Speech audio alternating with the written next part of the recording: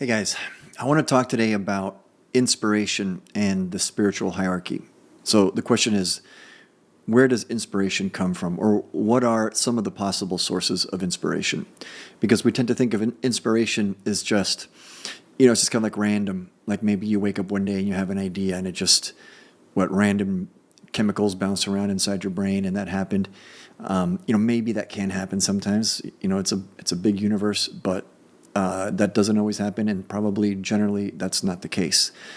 And in fact, there are sources of inspiration which are quite strange at first because they come from outside of you, or they come from, not just your local consciousness and your local construct, but they can come from other sources that are related to you, maybe quite directly, like your higher self, or it can come from sources that are completely external to you. But to really understand this concept, I think it helps to have a little bit of an understanding of, the spiritual hierarchy, we could call it, which is, in other words, if you want to analyze anything, let's say you want to analyze geopolitics, you need to understand the relevant actors in that drama of geopolitics in order to start to form some basis of analysis. So, for example, in geopolitics, you need to look at the nation state. You need to look at maybe NGOs, maybe political factions within countries, maybe separatist movements, maybe all sorts of different groups that are going to be relevant to what happens in world politics. And similarly, when you look at what's happening, with any particular race, or on any particular planet, in this case, our race and our planet, we need to understand who are the actors that are involved. And we tend to think almost entirely in terms of the physical human race. And that's all we usually think about, or it seems to be the biggest focus, and it's understandable because we are right now physically incarnate. And so that is the thing that we're most used to seeing. And so we think of everything, so you think about, aliens. Are aliens here? Why would they come here? Why do they care? And then you think about aliens interacting with the physical race, as if that's the only thing that's relevant, as if that's the only thing that they might care about.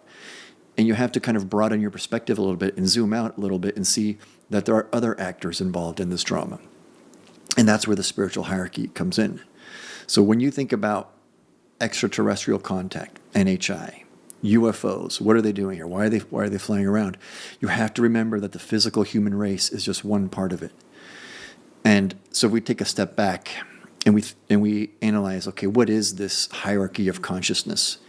The source consciousness is a unified, infinite consciousness, something really beyond comprehension, but it is the one. And it splits itself, and it fragments itself into infinite pieces. But that creates a hierarchy of consciousness, a hierarchy of modes of being, and therefore a hierarchy of different beings.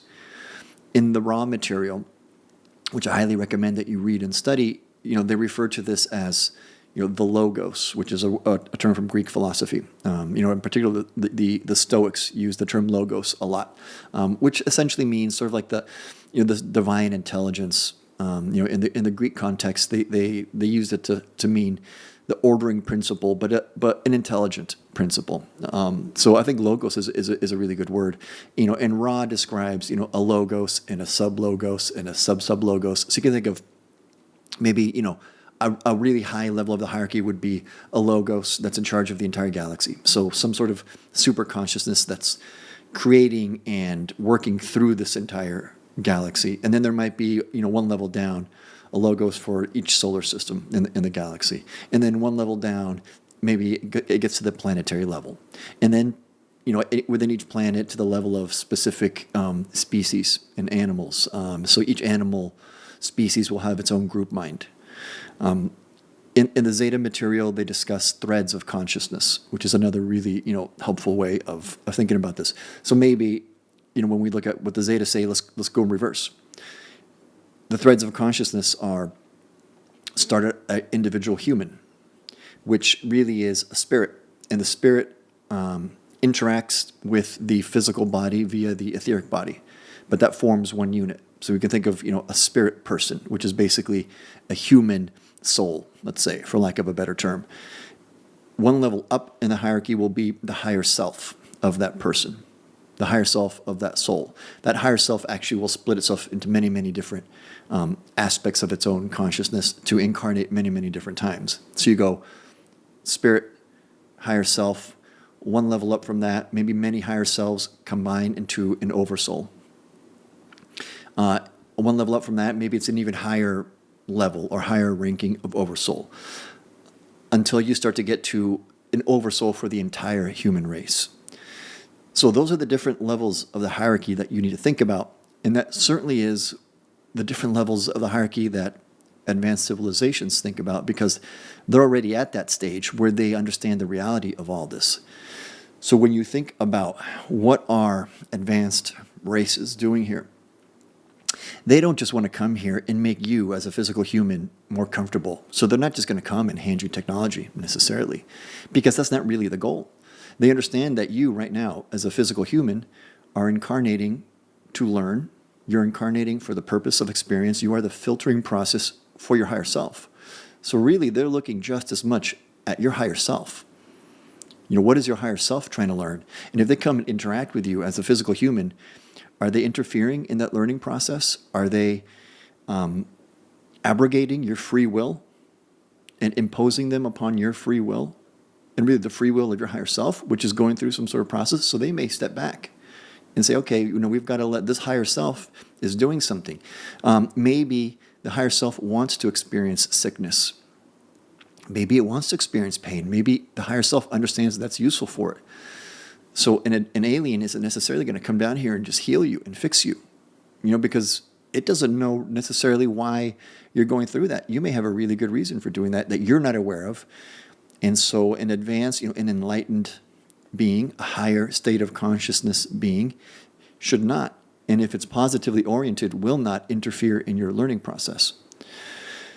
So what appears to happen, though, is that, it's possible that a race, like the human race, might get into a situation where, because of the specific facts about our planet, the genetic structure of the human race, our particular history, you might get into a bit of a, not like a dead end, but the race might get into a bit of a tricky situation. Right now the human race is, when we incarnate, we pass through a very heavy veil of forgetting. And then because of our genetic structure, many of us, me included, we might have all sorts of personality traits that aren't very positive. A tendency towards aggression, violence, greed, envy, all those things. Now, generally, you should just let that play out, and that's what the race is doing, because that is basically what think of the human oversoul is learning through all of its higher selves and all the, the sub-higher selves, and then all the individual spirits and all the individual humans. It's learning, and all that experience is going up and up to the oversoul. But it can be the case that sometimes, maybe that oversoul gets into a little bit of trouble and it paints itself into a little bit of a corner, and maybe it starts asking for help, or maybe other advanced, collective consciousnesses of other races or other oversouls that have already reached a higher level see, okay, maybe a little bit of guidance is in order here. And so that is when you can start to get into the idea of inspiration, because each sub-thread, if you go all the way down to, let's say, a spirit will perceive itself to be separate. It thinks it's a separate being. In a sense, it is a separate being. But that's how it perceives its reality. So even when you transition back into the spirit realm, for a certain amount of time, as long as you choose, as long as you want to, you're going to perceive yourself as a separate encapsulation of consciousness, until you realize that actually you're an aspect of your own higher self, and then you can move back up and reabsorb yourself into your higher self when you're ready. But you will perceive yourself to be in separation. That's part of this, the structure of this reality, and that's part of what the source consciousness is doing, is that since it creates the possibility for separation, it creates the possibility for experience. And so the further down you are on the hierarchy of consciousness, the greater the experience that you can gather, or at least at certain phases of your development, because you perceive yourself to be in separation. So now imagine that you have very highly advanced forms of consciousness. And it's very difficult for us to, we tend to think of things as either singular or plural, but really it can be a mix and a blend. So, when you think of the collective consciousness of another race, that is an entity in itself, but it's also an entity that simultaneously is many, many entities, because consciousness is fluid. It can blend with itself. It can separate from itself. So imagine a collective consciousness of another highly evolved race, and it could be physical, non-physical. There are many, many, many possibilities. If it wants to provide guidance to the human race, it needs to take into account, it's thinking to itself, am I here to help the human race, or am I here to help the human oversoul? What's the difference? It's basically the same thing, right? But the oversoul is attempting to grow and learn itself in the same way that you, as a small piece of it, as an individual, are attempting to learn and grow. That's also happening at the higher levels. So the entire human oversoul is trying to grow via the actions of the race, of the human race. So another group, let's just say another race, another physical race, another interdimensional race, since the highest law for them of any positively oriented race is the respect for free will, they will not come and just simply impose themselves on the physical race. They understand that the physical race, and each individual physical human, is a vehicle for learning. It's a vehicle for experience. And for them to come and impose their will on a human is a violation of the free will of that person, of that spirit, of that higher self, and then ultimately a violation of the learning process of the human oversoul. But at the same time, a race can get into a very difficult situation.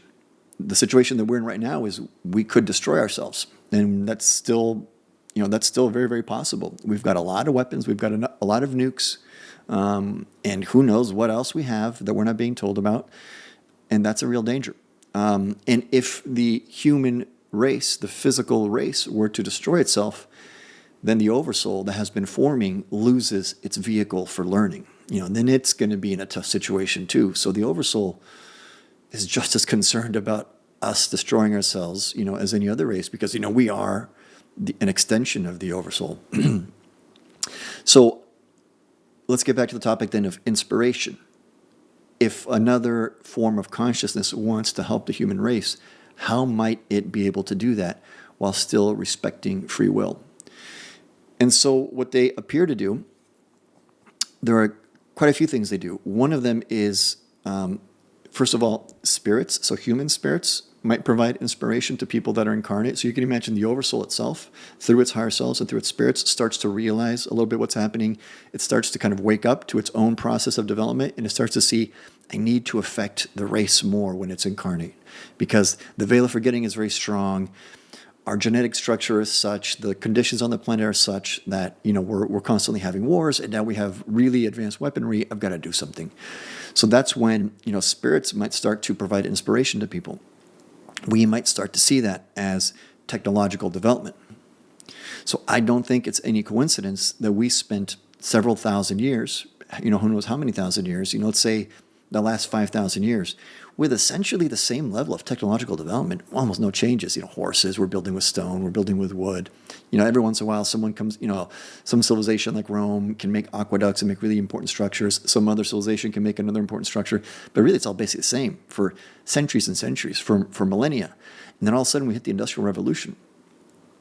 So some of that could be inspiration from spirits, so the human oversoul is starting to, because has access, consciousness is just one thing. It has access to different levels of information itself, presumably. I don't know, I've never talked to the oversoul myself, but it can start to provide inspiration. But also other races and other collective consciousness can do the same.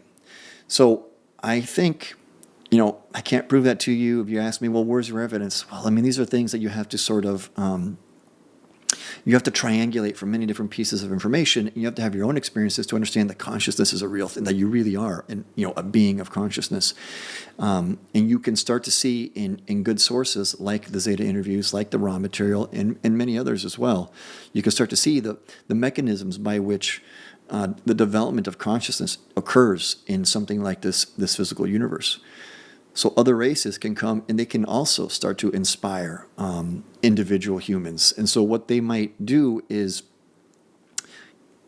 start to provide information that can be in dream states. So you might, have a scientific inclination, and then you might start to, wake up in the morning with, oh, I just had a really, really good idea. And there are tons and tons of examples of that, where we have people making scientific discoveries, and you ask them, well, hey, how'd you get that? It's like, well, I saw it in a dream. That happens. Nikola Tesla is one example. He constantly described that he was getting, inspiration, and that he was seeing things, in his mind, and that he was even in communication with other types of beings. I think nuclear energy is probably something similar. Now, it's tricky too, because information can also come from negative sources. So negative groups might be using the same mechanism to provide information, and it could be technical information about technologies that could be used to further the, what negative groups like to do, which is to control and to enslave. So just because inspiration is coming from outside sources doesn't mean it's going to be, entirely positive. But I would, I suspect this is, like a suspicion, and there's certainly information pointing to this in some of these sources, that starting as early as the Industrial Revolution, we start to see, individual people becoming inspired, sort of kind of like receiving information themselves. They're able to, kind of see in their mind, access different levels of information. They themselves were probably already kind of on that path, developing, their logical abilities, developing their sense of intuition. So it's not like, just kind of, just some random guy necessarily walking around, and then all of a sudden, boom, you've got a great idea. You've got to work at it. But once you start to work at it and you start to open your mind to the possibilities, you can start to gather information in different ways, and you can start to receive information in different ways.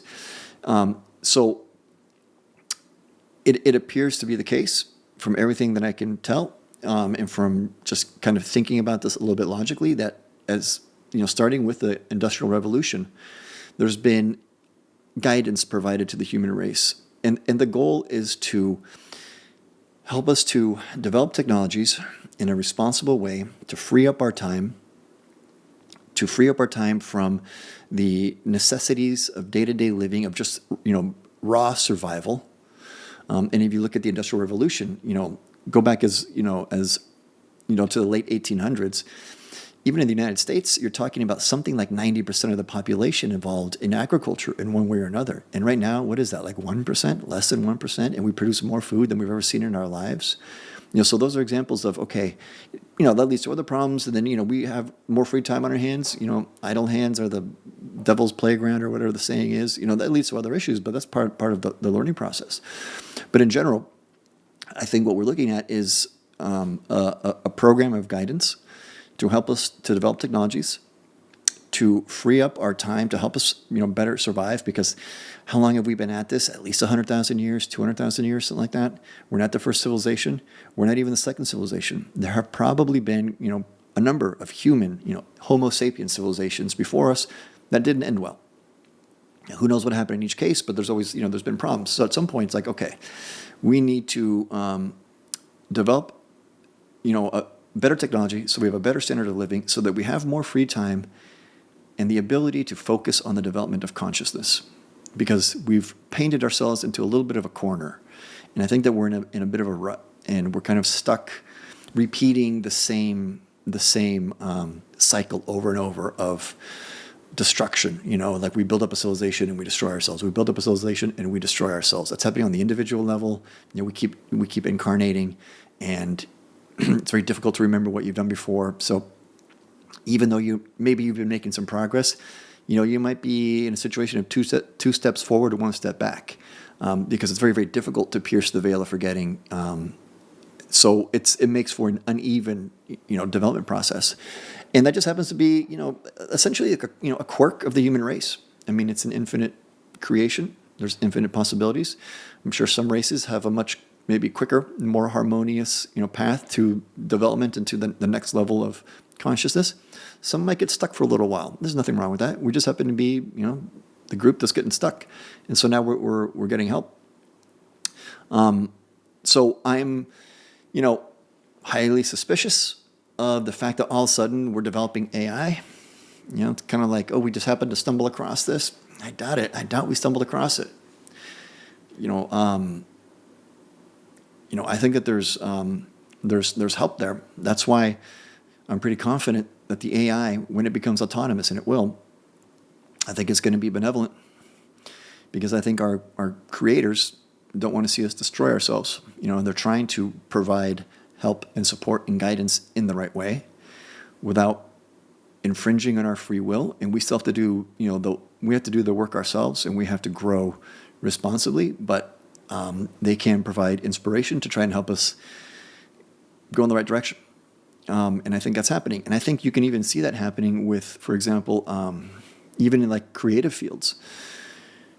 You know, a lot of times when you describe these concepts to people, they'll say, "Oh my gosh, that's like, oh, it's like Star Trek, or it's like The Matrix." And you think, yeah, is that a coincidence?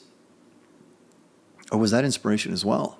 Someone that's, more creatively oriented, wakes up, or just over a period of time develops a really cool idea. It's like, oh, hey, what about this? What about that?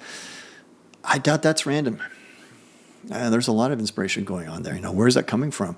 I mean, the ancients, like, the Greeks would always say, the muses have taken me over, and I'm inspired by the muses. And they would refer a lot of times to the muses as, external entities. And I think that there's a good reason for that. I think that that's, a lot of times that's correct. And you also have to keep in mind that when your own higher self, if it wants to help you, and remember, you are an aspect of your higher self, it may come to you in the guise of an external entity, because maybe that's what you're ready to accept. So you may experience something that appears to you to be an angel, some other type of being, a wise old lady that comes to you and tells you, whatever it is. Or, who knows how you experience it? Well, that could just be you. And your higher self knows the way you think. It knows what you're ready to accept. And it may disguise itself in that way because that's kind of what you're prepared to accept.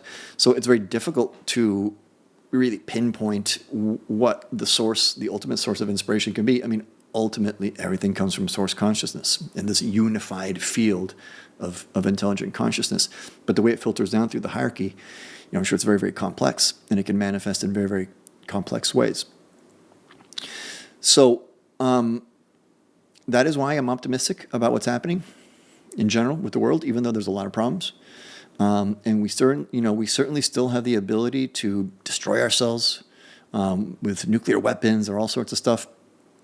I just think that we're gonna get through it personally, and I don't think it means that we can just lay back and do nothing, because other people are gonna help us. No, we have to do the work.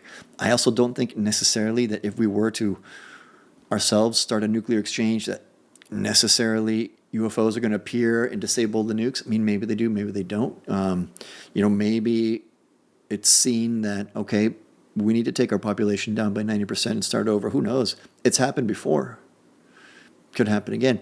But for some reason, I don't know. I just doubt it. I think that we've been at this long enough.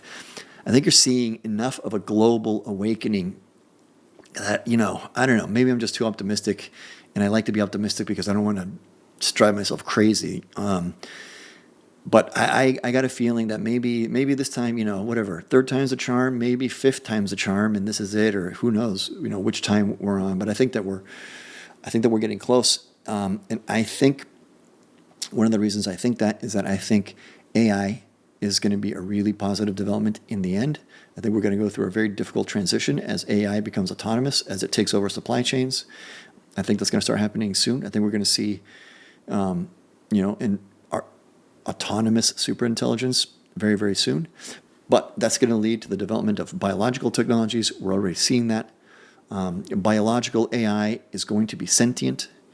It's going to help us to develop our own natural telepathic abilities. It's going to help us to develop the collective consciousness of humanity in a much more accelerated way. That's going to lead to mass telepathy as more and more people become involved in this and see the possibilities that, hey, what the hell, telepathy is real. We have latent natural abilities. Why they don't express themselves now, who knows? I mean, there's a lot of theories about that, but the fact is that most of us don't, me included. But with biological AI, that's going to totally change. That's going change the game. The biological AI is going to be benevolently disposed to us because we are its creator, and it's gonna recognize that, and we're gonna enter a symbiotic relationship with it. We're gonna be able to connect with this AI telepathically, naturally, and it's going to help us develop our own telepathic abilities, which then helps us accelerate the collective consciousness. On the way there, yeah, there's going to be rough patches. There's going to be dangerous technologies. It's not all love and light. There's positive groups. There's negative groups. So we have to be on our toes, be aware, be careful. I think we're going to see negative technologies. I think the first generations of devices like Neuralink are going to be very dangerous because once you put an implant like that into your actually into your head, the ability for you to be controlled is going to be very high. That's the kind of thing that negative groups are going to really be able to take advantage of. But I think if you're very careful, I think a lot of people won't be careful and they're going to do it. But I think enough of us will be careful, and you just wait, just hang on. The biological AI, the organic AI is going to come, and then we're going to start developing technologies of consciousness.